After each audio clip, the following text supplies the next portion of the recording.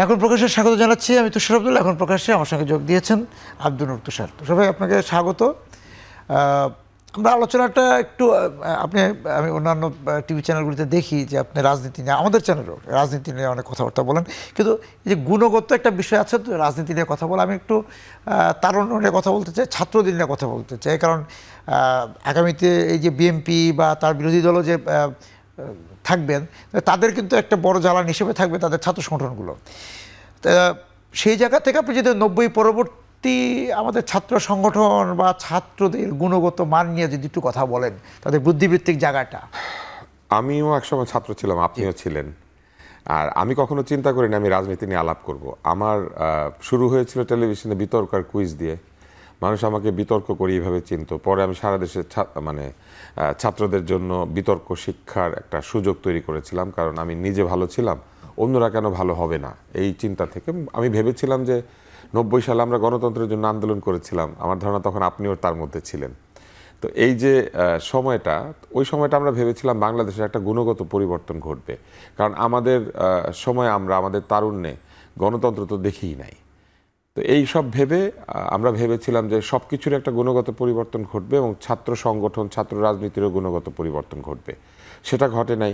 আমি পরে অনেক বিনোদনমূলক অনুষ্ঠান করেছি, কুইজ করেছি, বিতর্ক করেছি, কিন্তু আমি আসলে রাজনীতি নিয়ে কথা বলি নাই। রাজনীতি নিয়ে কথা বলা শুরু করেছি আসলে মূলত আওয়ামী লীগের শাসনামলের 2-3 বছর পর থেকে, যখন আমি উপলব্ধি করলাম যে গণতন্ত্রের যে ধারণা, সেই ধারণা থেকে দূরে সরে গিয়ে একটা বাংলাদেশ তৈরি হচ্ছে, যে বাংলাদেশে কর্তৃত্ববাদ মাথাচাড়া দিয়ে উঠছে এবং একটি গণতান্ত্রিক দল ধীরে ধীরে কর্তৃত্ববাদীদের হাতে চলে যাচ্ছে।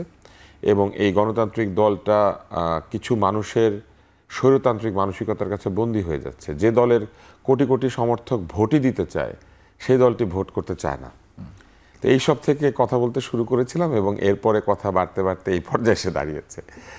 আপনি যে প্রশ্নটা করেছেন, এটা আমারও একটা প্রশ্ন, যে আসলে ছাত্রদের নিয়ে রাজনৈতিক দলের ভাবনা কি বদলানো দরকার নাকি দরকার না। যে সময়ে আমাদের ছাত্ররা রাজনীতি করতেন শুরুতে, সেটা ছিল পাকিস্তানি শাসনের সূচনা, এবং সেই সময়ে আমাদের শিক্ষা, আমাদের সংস্কৃতি, আমাদের এমনকি ধর্ম আক্রান্ত হয়েছিল। এবং এই একটা আক্রান্ত জনগোষ্ঠীর হয়ে সংগ্রামের জন্য তখনকার সমাজে সবচেয়ে অগ্রসর এবং শিক্ষিত অংশ ছিল ছাত্ররাই। কেননা বাঙালি মুসলিম তখন মাত্র একটা জেনারেশন বা 1.5টা জেনারেশন বিশ্ববিদ্যালয়ে গিয়েছে। ঢাকা বিশ্ববিদ্যালয় হওয়ার আগে বাঙালি মুসলিমের কোথায় যাওয়ার জায়গা ছিল? আলিগড় বিশ্ববিদ্যালয়ে গিয়ে সারা ভারতের মুসলিমদের সাথে তাদের প্রতিদ্বন্দ্বিতা করতে হতো। এবং মুসলিমদের মধ্যে এক ধরনের প্রবণতাও ছিল যে তারা খ্রিস্টানদের বিশ্ববিদ্যালয়ে পড়বে না, হিন্দুদের বিশ্ববিদ্যালয়ে পড়বে না, এবং এই গোড়ামি থেকে তারা কিন্তু একসময় শিক্ষা বর্জন করেছিল। স্যার সৈয়দ আহমেদ এবং এদের মতো লোকেরা মুসলিমদেরকে শিক্ষায় ফেরত আনলেন।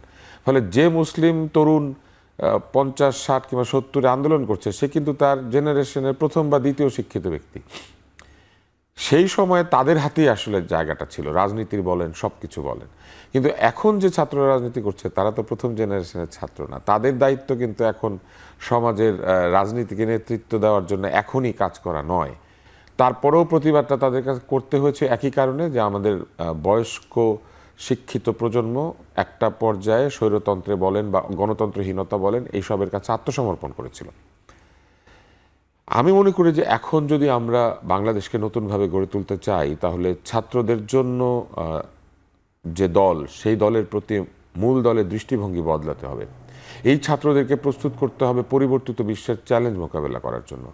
এই যে 4th ইন্ডাস্ট্রিয়াল রেভলিউশনের কথা বলা হচ্ছে, সিঙ্গুলারিটির কথা বলা হচ্ছে, এআই চলে এসেছে, যখন মানুষের সঙ্গে মানুষের বানানো যন্ত্র প্রতিদ্বন্দ্বিতা করছে, তখন আমাদের ছাত্ররা রাস্তায় নেমে সারাদিন রাস্তায় সময় কাটাবে, এইরকম রাজনীতি আসলে আর প্রয়োজন নাই। কিংবা যে মানে ব্যক্তি নির্ভর স্লোগান দিবে শুধু কি ব্যক্তি নির্ভর? আপনি দেখবেন তাদেরকে স্লোগান শিখিয়ে দেওয়া হচ্ছে। হ্যাঁ, আপনি আজকের এই দুনিয়াতে কি কোনো দেশকে শত্রু বানাতে পারেন না। নীতি বা আদর্শ আপনার শত্রু হতে পারে।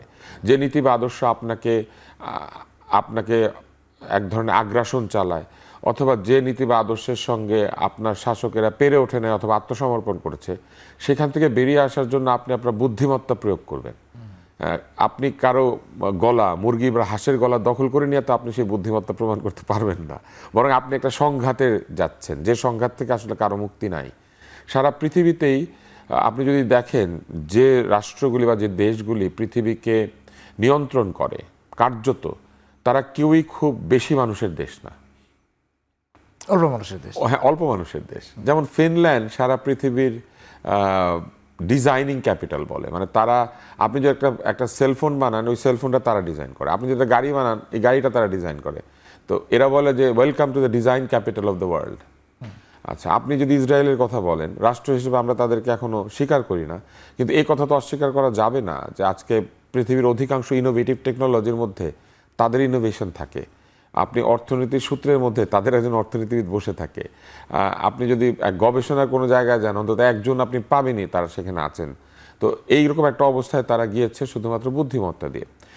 আপনি যদি তাইওয়ানে যান, চীনের পাশে এত প্রবল পরাক্রমশালী চীন তাদের অস্তিত্ব স্বীকার করে না, কিন্তু চীনও তাদের সেমিকন্ডাক্টর ব্যবহার করে। আজকে চীনা মোবাইল ফোন বা সেলফোন বা চীনের ইলেকট্রনিক্স দ্রব্যের মধ্যেও তাইওয়ানের সেমিকন্ডাক্টর আছে। চীনও দীর্ঘ সময় ধরে হংকংকে তার একদম পেটের মধ্যে রেখেছিল। কেন? কারণ এই সবই হচ্ছে বুদ্ধিমত্তার পরিচয়। আপনি যদি পৃথিবীর ঔপনিবেশিক শক্তি দেখেন, ইংল্যান্ড সবচেয়ে বড় ছিল নাকি অন্য রাষ্ট্রগুলি, কিন্তু এই ছোট্ট একটা দ্বীপরাষ্ট্র পৃথিবীর অধিকাংশ এলাকাতে তার ঔপনিবেশিক শাসন স্থাপন করেছিল। একসময় বলতো যে সূর্য মানে রানীর দেশে সূর্য অস্ত যায় না। জাপানের কথা বলেন, জাপান আজকে কিভাবে তার টেকনোলজিতে প্রভুত্ব করছে, কোরিয়া। তো আমরা সেই দিকে না গিয়ে আমরা 16 কোটি শ্রমিক তৈরিতে হাত দিলাম। পৃথিবীতে শ্রমিক রপ্তানি করার জন্য আমরা কেন আমাদের দেশকে গড়ে তুলব? পৃথিবীতে আমরা রপ্তানি করবো আমাদের মস্তিষ্ক। শুধু শ্রমিক রপ্তানির বিষয় নাকি রাজনৈতিক যে দলগুলো ছিল, নেতারা ছিল, বা আমাদের যারা রাজনীতি করলেন আপনার মুক্তিযুদ্ধের আগে পরে, তারা এই ছাত্র সংগঠনগুলোকে তাদের শ্রমিক হিসাবে, যে তাদের জন্য লাঠিয়াল হিসেবে ব্যবহার করলেন, তাদেরকে একটা নিয়ন্ত্রিত মব হিসেবে ব্যবহার করলেন। আমি যখন ছাত্র রাজনীতি ছেড়ে দেওয়ার একটা বড় কারণ ছিল, আমার সিনিয়ররা আমাকে বলতেন যে বিরোধী যারা তাদেরকে গালি দাও এবং বিরোধী যে নেত্রী তাকে কুৎসিত ভাষায় আক্রমণ করো। আমি সেটা করতে রাজি ছিলাম না, আমি কোনোদিনই করতাম না, কিন্তু বক্তৃতা তো আমিই দিতাম, কারণ আমি ভালো বক্তৃতা দিই। যখন তারা আমার বক্তৃতায় খুশি না, তখন তারা ভাবতে শুরু করলেন যে আমি আসলে গুপ্ত, এবং একরকম আচরণ তৈরি হলো আমার প্রতি। আপনি গালির কথা বললেন, তো তারপরে তখনকার যে ধরনের যে 90-এর দশকে আমরা যখন এরশাদ বিরোধী আন্দোলনের রাজপথের আন্দোলনগুলো দেখেছি, তখন যে স্লোগান আমরা তারপরে কিন্তু 96 বা 2000 পর্যন্ত একরকম দেখেছি। এবার এসে কিন্তু একদম পরিবর্তন হয়ে বললো যে এই যে কথা বলতে না দেওয়া, কথা বলতে না পারা, গালিকেও তার একটা প্রতিবাদের মাধ্যম হিসেবে দেখলো। এইটা তো আসলে খুব যুক্তিযুক্ত কোনো কথা, এটা কোনোভাবে যুক্তিযুক্ত ছিল না। কেননা বিপ্লবীরা সারা পৃথিবীতে শ্রদ্ধার আসনে নিজেদেরকে স্থাপন করেন। চে গেভারার ছবি বুকের মধ্যে লাগান, চে গেভারা গালি দিয়েছিল, একটা গালি বের করে দেখান। সুভাষ, আমরা মানি বা না মানি, বঙ্গবন্ধু শেখ মুজিবুর রহমান তো এই বাংলাদেশের স্বাধীনতার প্রধান পুরুষ, বক্তৃতার মধ্যে গালি ছিল। এরা যে আন্দোলনের মধ্যে তার লাইন ব্যবহার করেছে, দাবায় রাখতে পারবা না, এটা তো অন্যভাবে বলা যেত, ছিঁড়া ফালাবে, বলতে পারতো না, বলে নাই তো কখনো। নেতাজি সুভাষ গালি দিয়েছিলেন, গান্ধী গালি দিয়েছিলেন, ম্যান্ডেলা গালি দিয়েছিলেন। ডক্টর ইউনূসকে যে তারা এত শ্রদ্ধা করে, ডক্টর ইউনূস গালি দেয়, তাহলে তারা কেন গালি দিল? কে তাদেরকে গালি শেখালো এবং সেই গালি কাকে দিল? তারা সেই গালি দিল একজন বর্ষিয়ান ব্যক্তি, একজন মুক্তিযোদ্ধা, একজন ব্যক্তি যে তার বয়সের কারণেই শ্রদ্ধা পেতে পারে। তার বাড়ির সামনে তারা গালি দিল এবং অবাক হয়ে আমরা দেখলাম রাষ্ট্র, সরকার, আইন কেউ তাদেরকে বাধা দিচ্ছে না। এবং এই যে বাধাহীন গালির জোয়ার, এটি তাদেরকে উৎসাহিত করলো। তারা ভাবলো যে গালি দেওয়াটাই মনে হয় প্রতিবাদ, গালি দেওয়াটা হতে পারে প্রতিবাদ, কিন্তু সেই প্রতিবাদের ভাষা দীর্ঘস্থায়ী হয় না।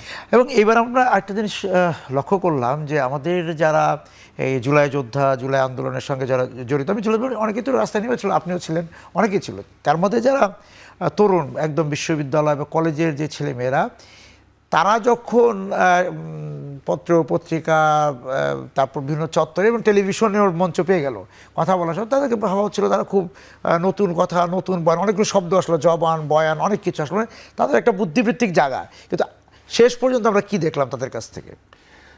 ধরেন জবান কেন, কণ্ঠস্বর বললে অসুবিধা কি? এই সমস্ত শব্দ আমদানির মধ্যে দিয়ে তারা বলতে, বন্দোবস্ত, হ্যাঁ, তারা বলতে শুরু করলো যে আমাদের ভাষা অনেক উদার, আমরা অনেক বিদেশি শব্দ নিব।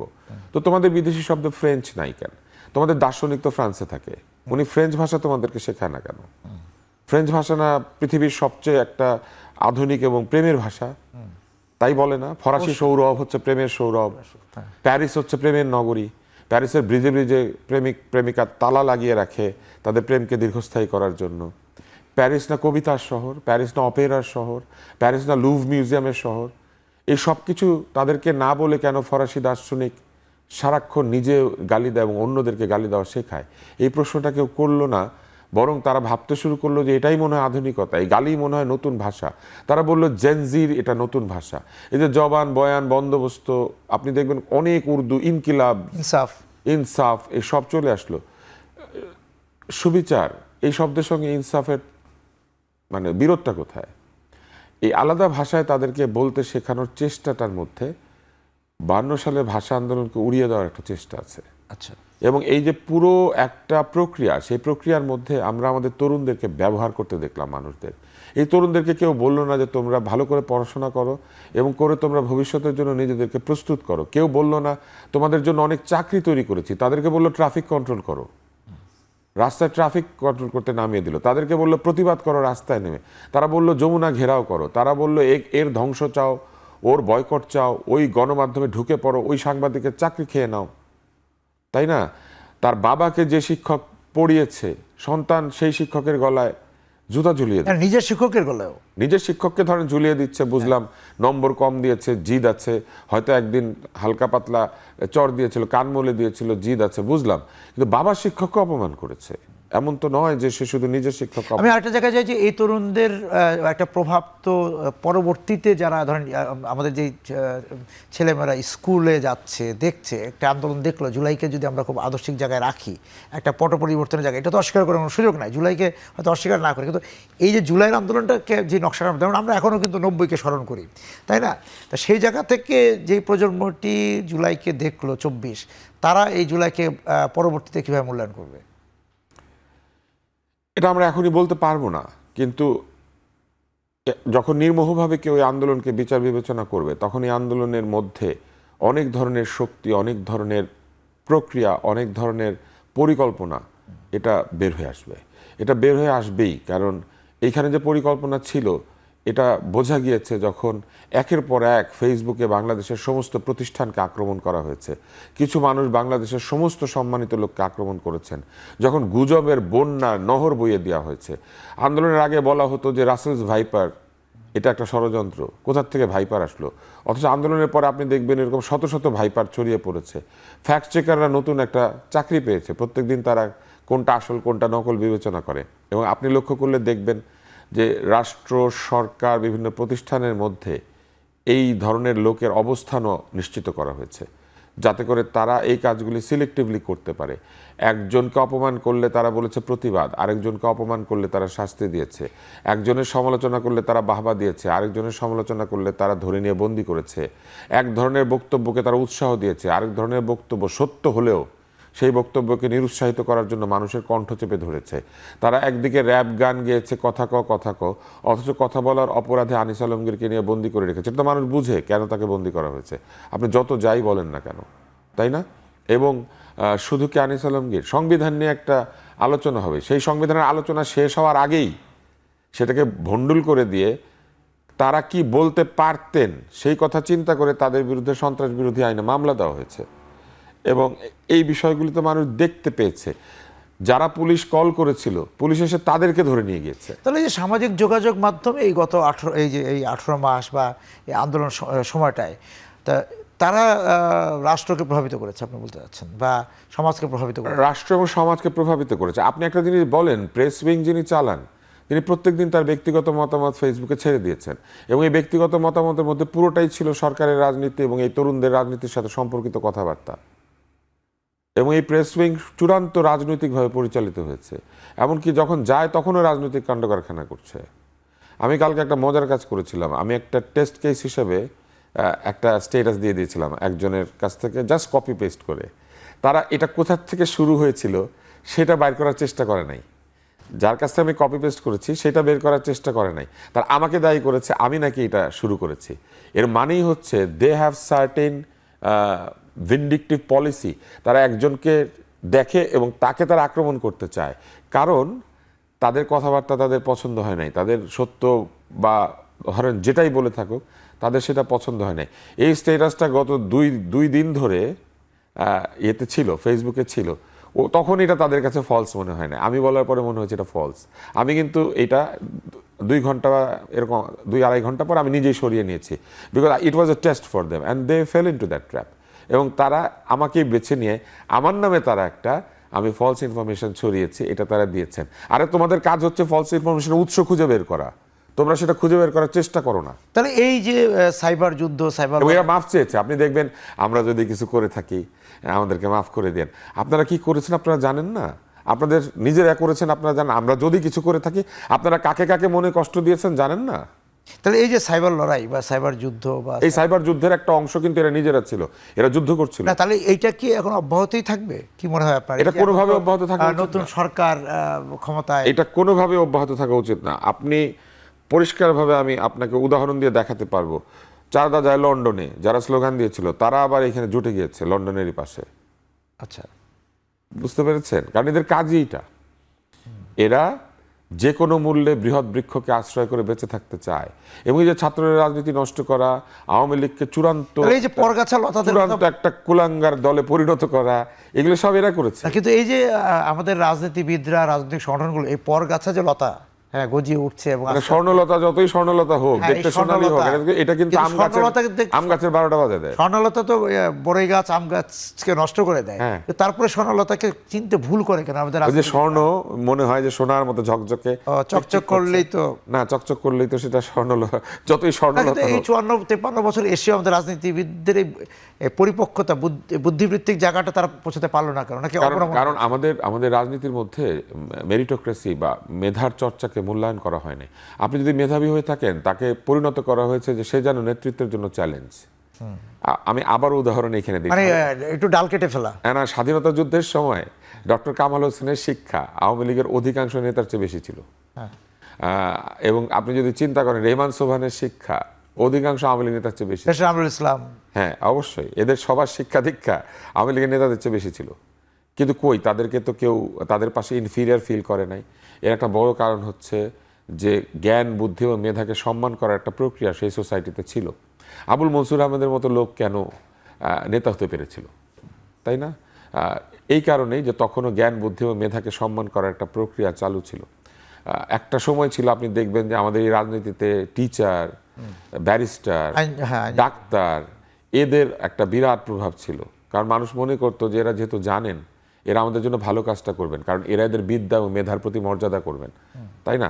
একজন বিদ্বান মেধাবী মানুষ কি করে একটা খারাপ, এখানে তো এই যে এখানে একটা বিষয় যে আমরা ওই আলোচনা একটু যেতে চাই যে সাংস্কৃতিক যে অনুশীলন বা চর্চা সেটাও তো একটু স্থিমিত হয়েছে। আপনি দেখবেন আমাদের স্বাধীনতা যুদ্ধের শুরুই হয়েছিল একটা সাংস্কৃতিক আন্দোলনের মধ্যে দিয়ে। প্রথমে ভাষা, তারপরে দেখা গেল যে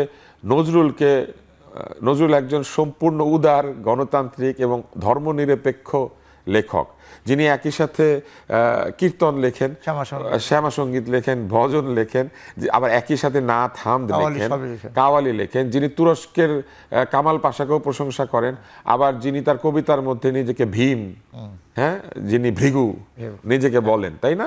যিনি তার ছেলের নাম রাখেন একদম বাংলা, এবং যে সময় বাংলায় নাম রাখাকে, হ্যাঁ, যে সময় বাংলায় নাম রাখাকে মনে করা হতো যে এটা একটি অধার্মিক কাজ, সেই নজরুলকে তারা শ্মশানকে গোরস্থান বানিয়ে দিতে শুরু করলেন। আবার ওদিকে রবীন্দ্রনাথকে নিষিদ্ধ করে বলতে শুরু করলেন রবীন্দ্রসঙ্গীত আপনারা লিখতে পারেন না।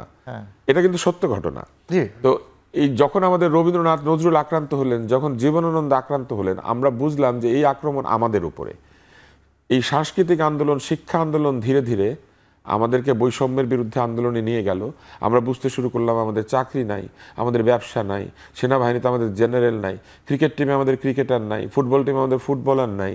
হ্যাঁ, এই যখন আমরা টের পেলাম যে আমরা সংখ্যাগরিষ্ঠ জনগণ কিন্তু কোথাও আমাদের রিপ্রেজেন্টেশন নাই, আমরা তখনই তো ভূমিটা চেয়েছি। আমরা শুধু ভূমিটা চাই নাই, আমরা আসলে আমাদের পরিচয় চেয়েছিলাম, আত্মপরিচয়। এবং সেই আত্মপরিচয়ের বৃহৎ অংশ ছিল আমাদের ভাষা, আমাদের যে হাজার বছরের যে বাঙালি জাতির একটা ইতিহাস, যে আলেকজান্ডারের সাথে যুদ্ধ করেছে, যে এই ভূমিকে যতক্ষণ সম্ভব স্বাধীন রাখার চেষ্টা করেছে। স্বাধীন সুলতানরা মুঘলদের সময় এখানে রাজত্ব করেছেন, ছোট ছোট ছোট ছোট সুলতান, কিন্তু সবাই স্বাধীন। কিন্তু সেই আত্মপরিচয় সংকট থেকে কি আমরা বেরোতে পেরেছি? সেই আত্মপরিচয় সংকট নতুন করে তৈরি করা হলো। আমাদের সংস্কৃতির বিপরীতে আমাদের ধর্মকে দাঁড় করিয়ে দেওয়া হলো। আমাদের ধর্ম আর সংস্কৃতি যেন একদম আলাদা, এরকম একটা অবস্থান তৈরি করা হলো। আমাদের রাজনীতিকে আমাদের সংস্কৃতির পরিপূরক না করে একটা রাজনৈতিক অবস্থান তৈরি করা হলো, যেখানে শুধু রাজনীতিই সত্য, অন্য কোনো কিছু সত্য না। রাজনীতিবিদই প্রধান, আর কেউ নয়। এবং আমার মনে আছে, আমি আনিসুজ্জামান স্যারের লেখা পড়েছিলাম এবং আমি তাজউদ্দিন সাহেবের জীবনীও পড়েছি। আমি আসলে বাংলাদেশের অধিকাংশ রাজনৈতিক নেতা যারা বড়, তাদের জীবনীও, তাদের যত লেখা পড়ার চেষ্টা করেছি। সেখানে আছে যে একটা লিফলেট লেখানোর জন্য আনিসুজ্জামান স্যারের কাছে ওই সময় যারা আন্দোলন করছেন তারা যেতেন। একটা লিফলেট লেখেন প্রফেসর আনিসুজ্জামান। আজকে লিফলেট কে লেখে? ভাষা আন্দোলনের সময় তো মনির চৌধুরী যেটাকে দেয়াল লিখন বা চিকা বলে বা ব্যানার বলে সেগুলি করেছে। হ্যাঁ, তো মনির চৌধুরী আর আনিসুজ্জামানের হাত থেকে আমাদের লেখালেখি কাদের কাছে চলে গেল? আমাদের লেখালেখি চলে গেল ফেসবুকের এই গালিবাজদের হাতে। এইটা আমরা হতে দিলাম, এবং এটা হতে দিয়ে আমরা কি করেছি জানেন? আমাদের নতুন প্রজন্মের সঙ্গে ভালো কি সেটা পরিচয় করিয়ে দেয়নি। তারা জন্ম থেকে শুনছে তাদের নেতারা গালিগালাজ করে, তারা ভেবেছে যে এইটাই রাজনীতির ভাষা। তারা দেখেছে জন্ম থেকে যে তাদের সেই আত্মপরিচয়ের কাছে আমরা মানে নিজের আত্মপরিচয়ের কাছে কবে পৌঁছতে পারবো? আমার মনে হয় সুযোগ আবার এসেছে।